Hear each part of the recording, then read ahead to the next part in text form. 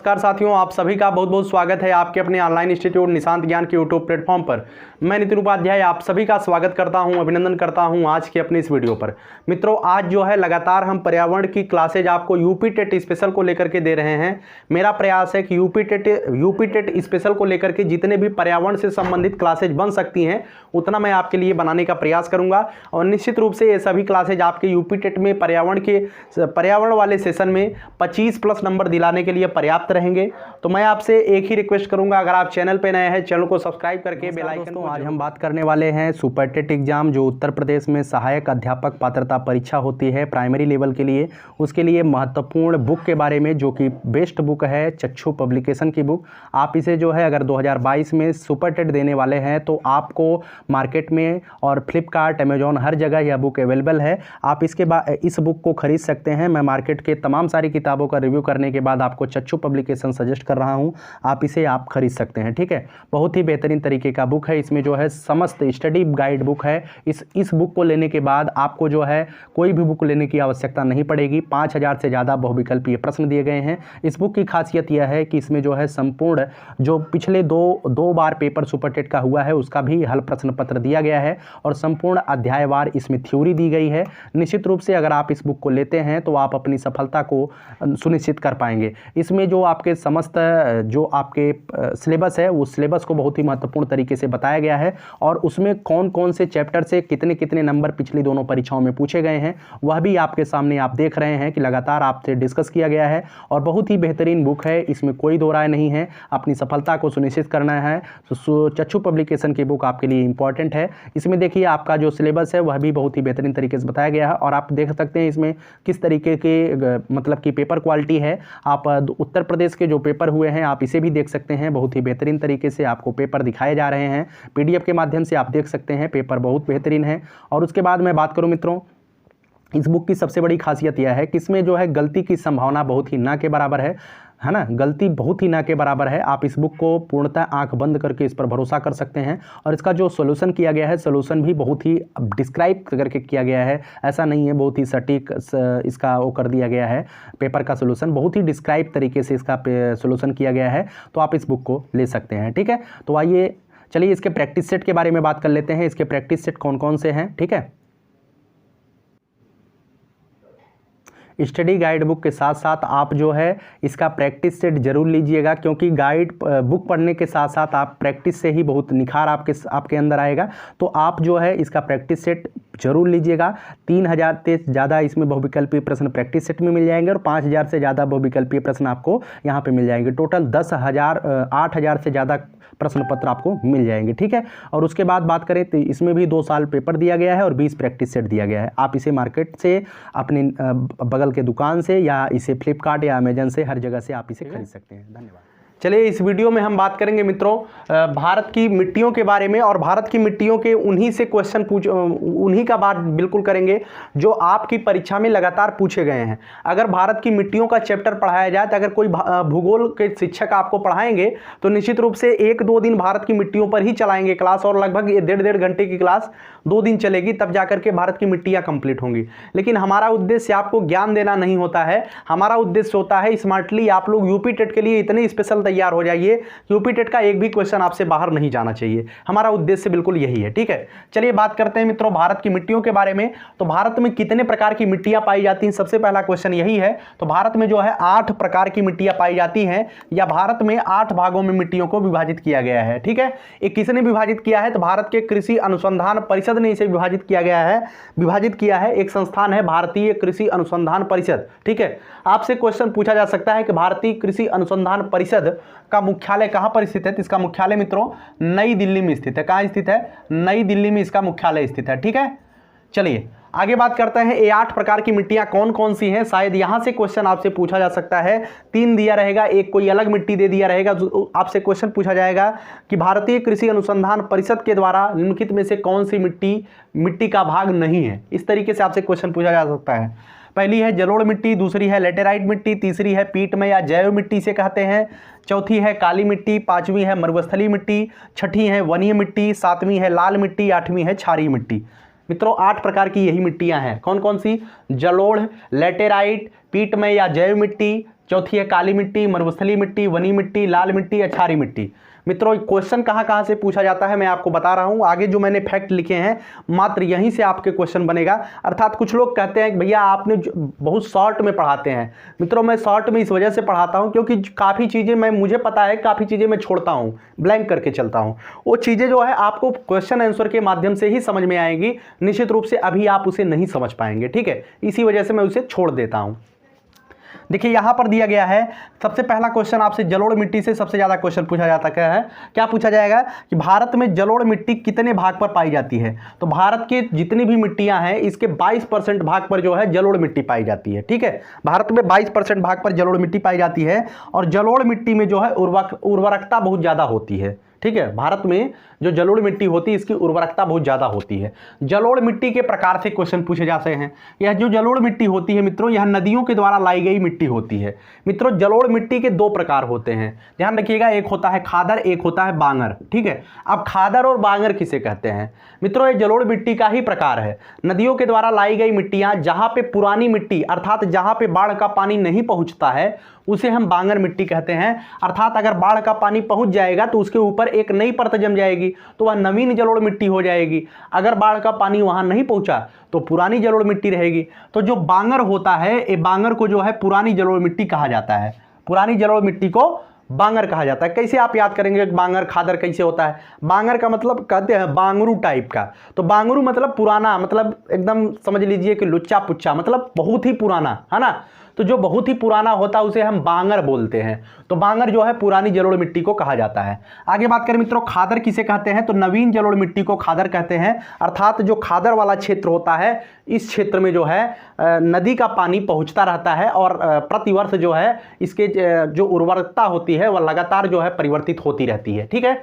तो उम्मीद करता हूं जलोढ़ मिट्टी के बारे में आपने समझ लिया। सबसे ज़्यादा क्वेश्चन यह पूछा जा सकता है कि जलोढ़ मिट्टी में कौन सा पदार्थ, कौन सा जो है उर्वरक पाया जाता है या किस खनिज पदार्थ की मात्रा ज़्यादा होती है, तो पोटास की मात्रा जो है ज़्यादा होती है, ठीक है।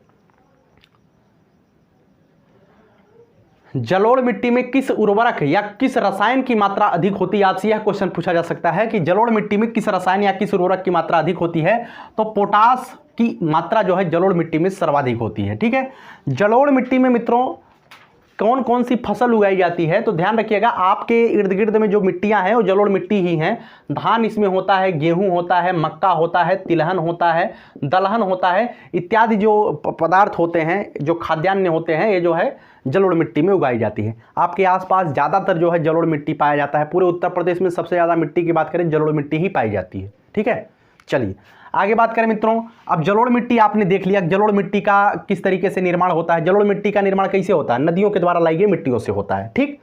सबसे पहला क्वेश्चन, जलोढ़ मिट्टी का निर्माण कैसे होता है, नदियों के द्वारा लाई गई मिट्टियों से होता है। जलोढ़ मिट्टी में कौन सा रसायन पाया जाता है, जलोढ़ मिट्टी में पोटास पाया जाता है। जलोढ़ मिट्टी भारत के कितने भागों में पाई जाती है, जलोढ़ मिट्टी भारत के 22% भागों में पाई जाती है। जलोढ़ मिट्टी दो प्रकार की होती है, खादर और बांगर होती है। बांगर किसे कहते हैं, जहाँ पे पुराने जलोढ़ मिट्टी होती है वो बांगर एरिया होता है, जहाँ पर नवीन जलोढ़ मिट्टी होती है उसे खादर एरिया बोलते हैं, ठीक है। इसमें जो है धान, गेहूँ, मक्का, तिलहन इत्यादि होते हैं। और इतना जानिए कि जलोढ़ मिट्टी में उर्वरकता बहुत ज़्यादा होती है। बस इतने ही फैक्ट मैंने बताया और इतने से ही क्वेश्चन फंसेगा, ठीक है।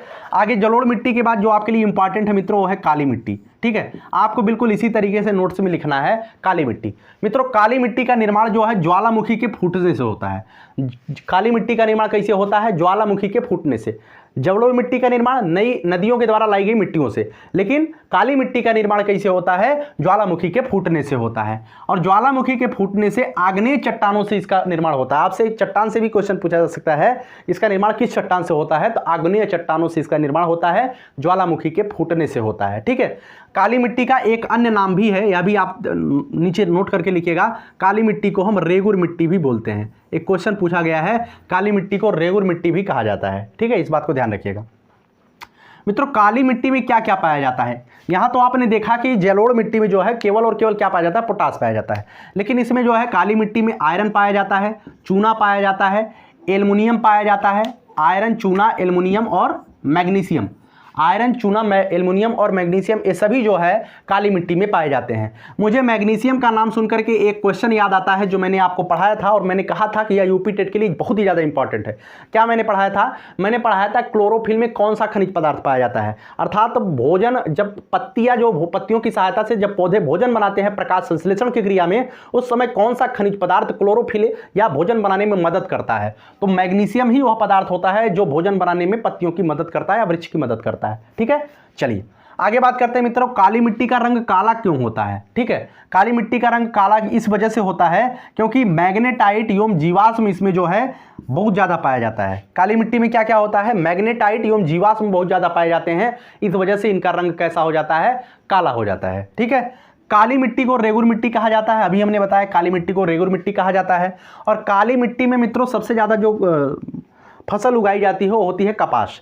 कहीं कहीं गन्ने भी आ जाता है, कपास व गन्ने की फसल भी इसमें होती है, लेकिन सर्वाधिक जिसके लिए यह उपयुक्त होती है काली मिट्टी वह होती है कपास। कपास की खेती के लिए काली मिट्टी सर्वाधिक उपयुक्त मिट्टी कही जाती है। ठीक है, आपसे क्वेश्चन पूछा जाए कि काली मिट्टी सर्वाधिक किस प्रदेश में पाया जाता है, तो सर्वाधिक काली मिट्टी जो है गुजरात राज्य में पाया जाता है। ठीक है, 2 राज्य ऐसे हैं जहां पे काली मिट्टी पाई जाती है, एक है गुजरात, ध्यान रखिएगा आपसे क्वेश्चन भी पूछा जाएगा, एक है गुजरात, एक है महाराष्ट्र। ठीक है, सबसे ज्यादा काली मिट्टी कहां पाई जाती है? गुजरात में पाई जाती है सर्वाधिक काली मिट्टी।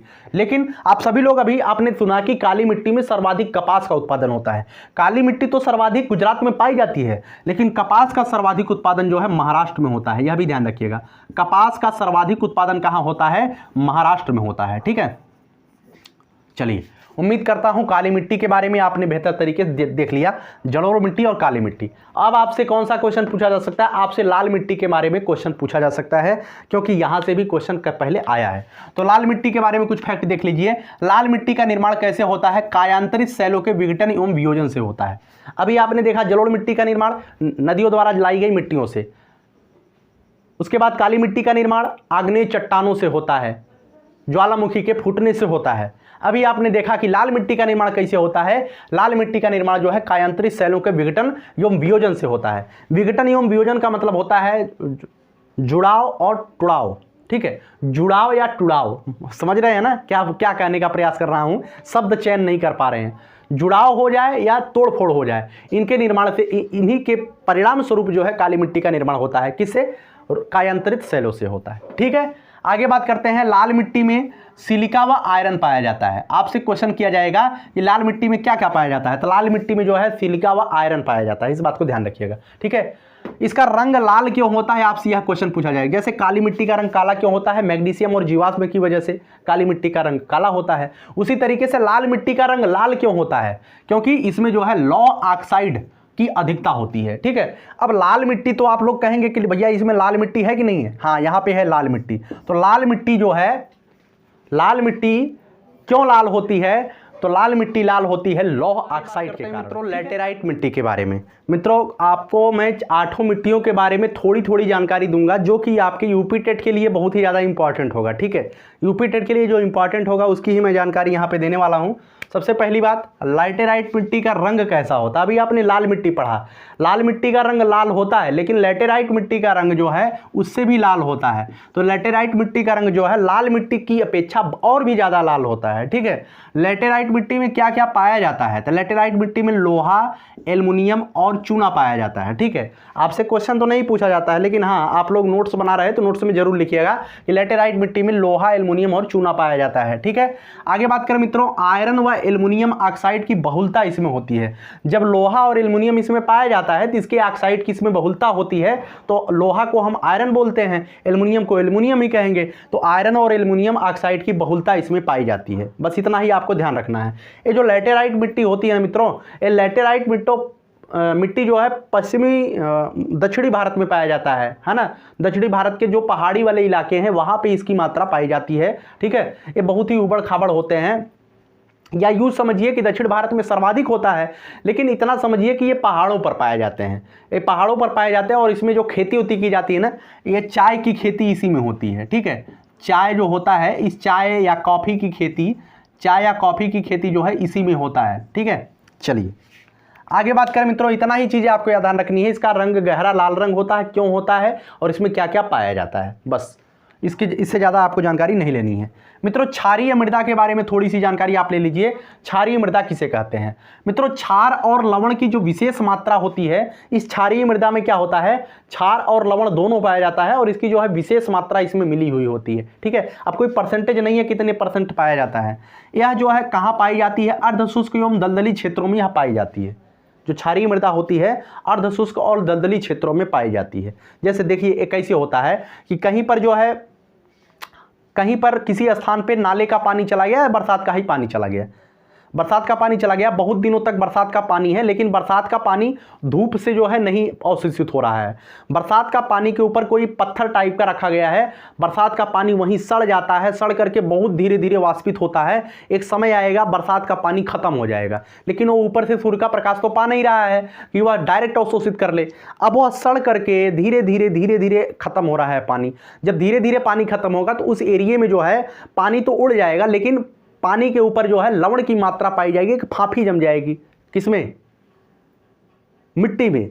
तो इस चीज़ों को आप शायद अनुभव किए होंगे किसी स्थान पे जहाँ पे बहुत ज़्यादा दिन तक पानी रहता है और वह पानी समाप्त होता है, बहुत ही लेट में समाप्त होता है और उसके ऊपर जो है छाया हमेशा रहती है। तो वही होता है लवड़ी या क्षारीय मिट्टी, उसी ही बोलते हैं। ठीक है, यह इसमें सबसे ज़्यादा इंपॉर्टेंट क्वेश्चन इसमें पूछा जाता है कि क्षारीय मिट्टी में कौन सा पौधा पाया जाता है। मित्रों क्षारीय मिट्टी में एक पौधा पाया जाता है जिसका नाम है करंज।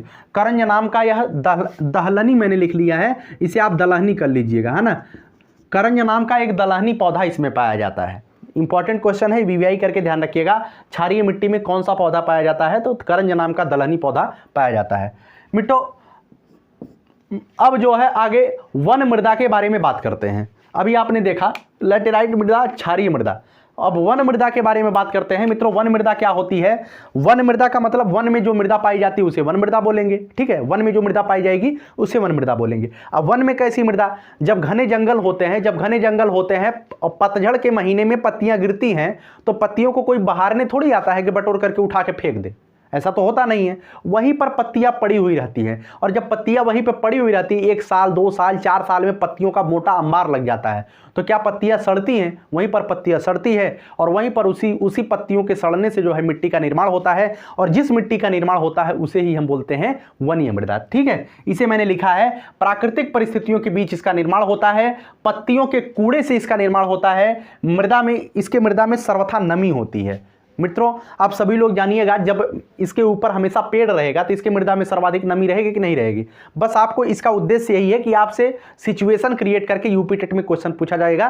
फैक्चुअल क्वेश्चन यहां से नहीं पूछे जाएंगे, फैक्चुअल क्वेश्चन पहले ही स्लाइड से ज़्यादातर आते हैं। ठीक है, जलोढ़ मिट्टी, काली मिट्टी, लाल मिट्टी, जलोढ़ मिट्टी, काली मिट्टी, लाल मिट्टी से ज़्यादातर क्वेश्चन पूछे जाते हैं। आगे बात करें मित्रों मरुस्थलीय मृदा। मित्रों जो मरुस्थलीय मृदा है यह कम वर्षा वाले क्षेत्रों में पाई जाती है। कम वर्षा वाले क्षेत्र अर्थात राजस्थान में पाया जाता है, हरियाणा में भी मरुस्थलीय मृदा पाई जाती है। ठीक है, इसमें जो है ह्यूमस का अभाव होता है। ध्यान रखिएगा ह्यूमस का अभाव किस में होता है? मरुस्थलीय मृदा में ह्यूमस का अभाव होता है, ह्यूमस दूर दूर तक नहीं पाया जाता है। इसे कौन सी मिट्टी कहते हैं? इसे बलुई मिट्टी बोला जाता है। यह बालू की तरह ही होता है। ठीक है, जो आपके पास घर बनाने में बालू का इस्तेमाल किया जाता है, सेम लगभग ऐसे ही ये मृदा होती है। ठीक है, इसका रंग कैसा होता है? कुछ लोग कहेंगे भैया इसका रंग लाल होता है, कुछ लोग कहेंगे भूरा होता है। नहीं, लाल और भूरा का मिक्सर होता है। आपके घर बनाने में जो बालू का निर्माण किया जाता है, जो मोरंग आप यूज करते होंगे घर बनाने में, उसमें जो है लाल नहीं होता है, ना ही बिल्कुल भूरा होता है, लाल और भूरा का मिक्सअप होता है, वही होता है मरुस्थलीय मिट्टी। ठीक है, चलिए आगे बात करते हैं मित्रों पीटमय या और जैव मिट्टी। पीटमय और जैव मिट्टी इसे हम दलदली मिट्टी के नाम से जानते हैं। पूर्णतः दलदली मिट्टी ही इसे कहा जाता है। आपसे पूछा जाएगा कि दलदली मिट्टी किसे कहते हैं, तो पीटमय या जैव मिट्टी को जो है दलदली मिट्टी कहा जाता है। ठीक है, दलदली मिट्टी किसे कहते हैं? पीटमय या जैव मिट्टी को। केरल, उत्तराखंड और पश्चिम बंगाल में यह पाया जाता है। इसके 3 मैंने फैक्ट खोजने का प्रयास किया, सर्च किया, तो इसी में मुझे मिला केरल, उत्तराखंड और पश्चिम बंगाल में इसकी मात्रा अधिकतम पाई जाती है। ठीक है, इसमें क्या होता है? इसमें लवण की मात्रा सर्वाधिक होती है। ठीक है, लवण की मात्रा सर्वाधिक होती है और इसमें जो है पोटास और फास्फोरस बहुत कम पाया जाता है। ठीक है, पोटास और फास्फोरस बहुत ही कम पाया जाता है। तो उम्मीद करता हूं सारी चीज़ें आपने समझ लिया। जैसे आपसे मैं पूछूं दोमट मिट्टी किसे कहते हैं? दोमट मिट्टी किसे कहते हैं, आप इसे फैक्ट के रूप में लिखिएगा। दोमट मिट्टी किसे कहते हैं? तो जलोढ़ मिट्टी को मित्रों हम दोमट मिट्टी के नाम से भी जानते हैं। ठीक है, जलोढ़ मिट्टी को दोमट मिट्टी के नाम से भी जानते हैं। अभी मैंने पहले स्लाइड में लिखा दिया था कि जलोढ़ मिट्टी पूरे भारत में 22% भूभाग पर पाई जाती है, लेकिन इसमें जो है परिवर्तन आप करिएगा।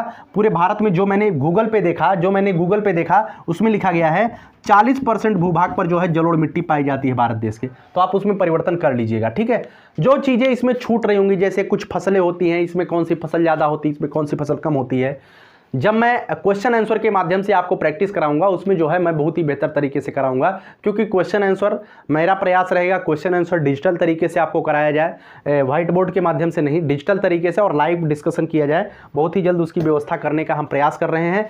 जो भी आपको आगे क्वेश्चन आंसर कराया जाएगा लाइव डिस्कशन के साथ साथ डिजिटलाइजेशन के माध्यम से कराया जाएगा। ठीक है, इसका मेरा तरफ से एक प्रयास किया जाएगा। और जो थ्योरेटिकल पार्ट होता है, इस थ्योरेटिकल पार्ट में काफ़ी चीज़ें छूटती हैं, मुझे भी पता है छूट रही हैं, लेकिन वो चीज़ें आपके लिए उतना ज़्यादा या तो इम्पॉर्टेंट है नहीं, या तो मैं छोड़ता हूँ। अगर मैं छोड़ रहा हूँ तो आगे आपके प्रश्नोत्तर श्रृंखला में जरूर कवर कराऊंगा। ठीक है, कुछ बच्चे कह रहे थे, अभी मैंने जो है आज मतलब कि एक कम्युनिटी पर पोस्ट डाला, मैं आपको बताना चाहता हूँ। मैंने कम्युनिटी पर पोस्ट डाला विधानसभा चुनाव के बारे में, है ना। इस विधानसभा चुनाव के बारे में मैंने जो कम्युनिटी पर पोस्ट डाला है, मैं उसे बताना चाहता हूं कि मेरा इसमें कोई भी राजनीतिक मतलब कि उद्देश्य नहीं है, ना ही मैं किसी राजनीतिक पार्टी का समर्थन करता हूं। मैं एक शिक्षक के रूप में काम करता हूं। जब भी इस मंच पर काम करता हूं तो निश्चित रूप से शिक्षक के रूप में ही काम करता हूं।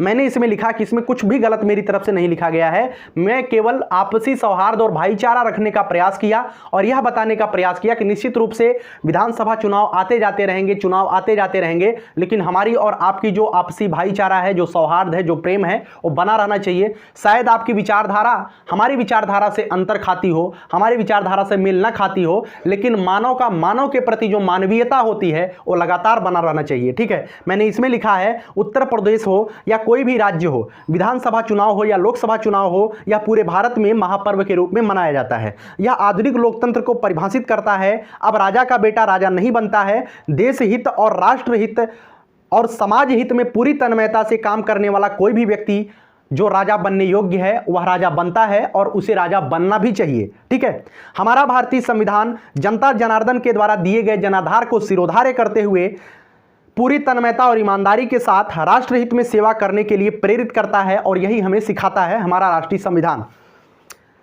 विधानसभा चुनाव के नतीजे आ चुके हैं। राजनीतिक विचारधारा में अंतर हो सकता है, लेकिन मनुष्य और मनुष्य के बीच मानवता का भेद नहीं होना चाहिए। यही सच्चा लोकतंत्र है। लोकतंत्र की परिभाषा अब्राहम लिंकन साहब ने कहा कि जनता के लिए जनता द्वारा शासन ही लोकतंत्र की परिभाषा होती है।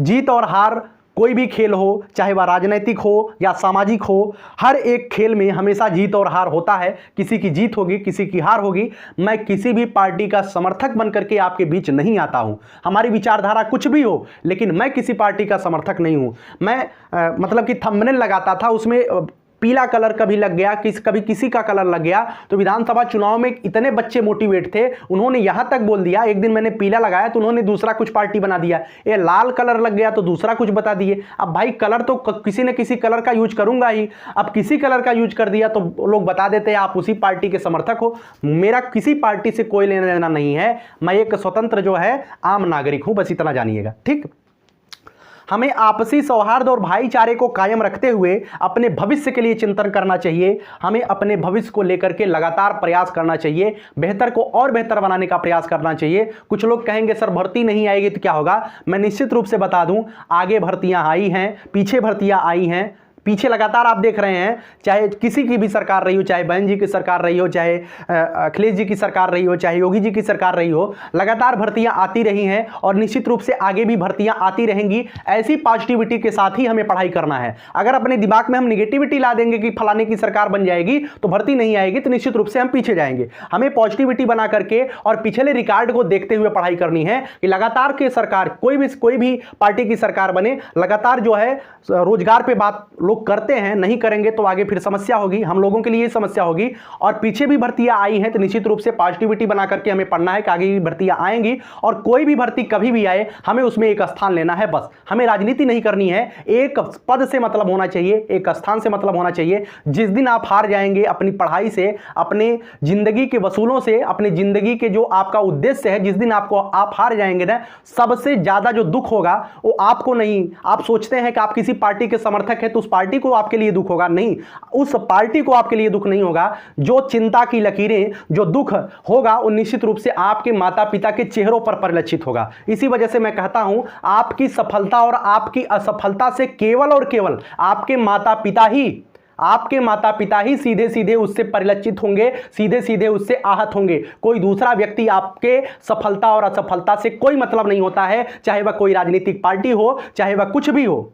आपके माता पिता के अलावा कोई भी व्यक्ति आपकी सफलता असफलता से कोई ताल्लुकात नहीं रखता है। यह जीवन है और इस जीवन में आप बहुत आगे जाएंगे। निश्चित रूप से आपकी भगवान लंबी उम्र दे। आप जब लंबी उम्र में चलेंगे तो आपको सामाजिक अनुभव होगा कि माता पिता के अतिरिक्त इस जीवन में कोई भी व्यक्ति ऐसा नहीं है जो चाहता है कि बच्चा जो आप हो उनसे ज़्यादा सफल हो जाए, किसी से ज़्यादा सफल हो जाए। बस वही है जो चाहते हैं। ठीक है, मैं इस वीडियो को यहीं तक रखता हूं। किसी भी तरीके की राजनीतिक टिप्पणी हमारे कमेंट बॉक्स में नहीं आनी चाहिए, क्योंकि मैं राजनीतिक टिप्पणी के खिलाफ होता हूं। आप एक विद्यार्थी हैं और हमसे जो है मात्र पढ़ाई की आशा करिएगा। ठीक है, चलिए, बहुत बहुत धन्यवाद। जय हिंद, जय भारत।